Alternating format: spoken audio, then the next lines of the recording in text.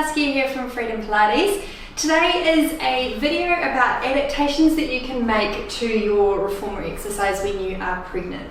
So we had a request come through for some antenatal and postnatal content, and the exciting thing is that it's actually happening behind the scenes. So we're developing some content for during and after pregnancy. But this short video is just to give you a couple of adaptations that you can make if you are pregnant and you're following through our existing content. So the first thing that we think about, obviously, is that exercise is hugely important for everyone, but it's hugely important, so many well-established benefits for people who are pregnant. So we want to make sure that as much as possible we stay active during this phase.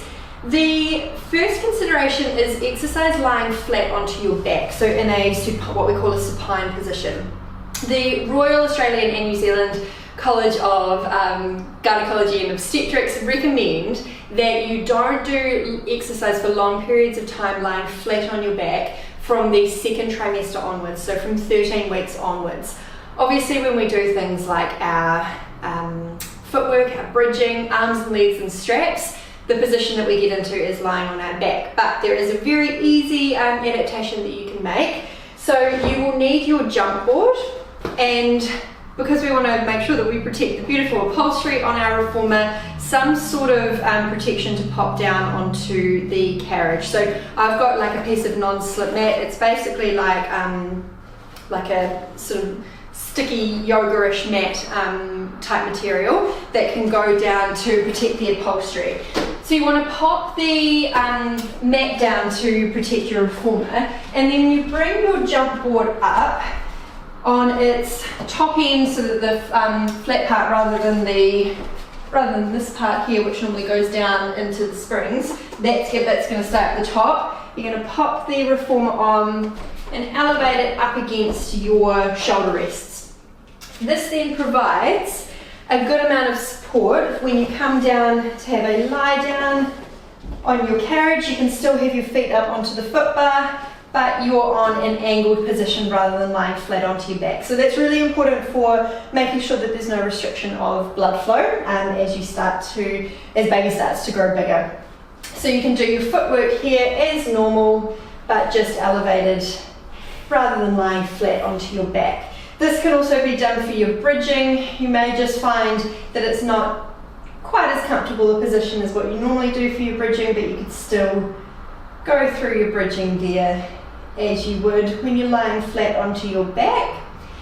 The other thing that you can do is keep this position for arms and legs and straps, but just as a wee bit of a handy hint, by the time you lay on your back, it'll be impossible to grab the straps. So unless you've got someone handy that can pass the straps to you, you're going to want to grab the straps first, and then you can have a lie down onto your back while holding the straps into one hand, so that then they're accessible to pop your feet into the loops, and then you can just do your legs and straps as you normally would, still following through the exercises that we give you, legs and circles, all the lovely things.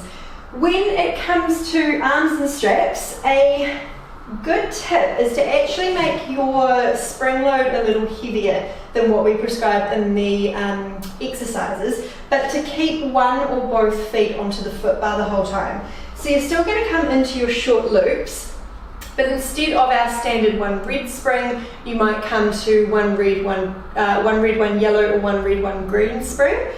And then you go through your arms and straps series, but keeping one foot or both feet onto the foot bar, depending on how you find it. We want to make sure that we're not doing too much loading through the abdominal area by lifting the legs up to that 90, both legs up to that 90-90 position. But you can go through just finding that balance of keeping the weight into the arms, but having that support of one or both feet onto the foot bar as you move through.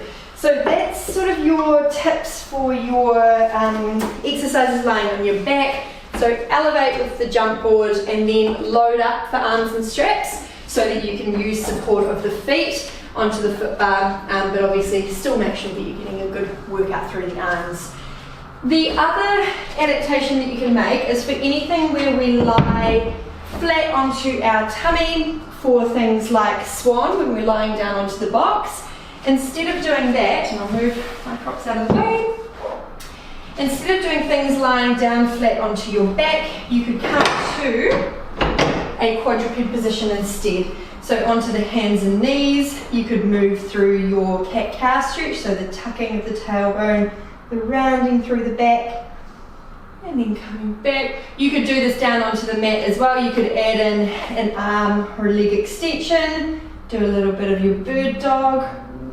So you can mix things up without having to lie flat onto your tummy. And then the final adaptation, or more really a reminder, is to make sure that your breath, that you're breathing throughout your exercise. So obviously for everyone, really important to make sure that we keep breathing nice and easy throughout our reformer exercise, but even more so for pregnancy, we want to make sure that we're not ever doing what we call a Valsalva maneuver, which is that feeling of breath holding and sort of bearing down.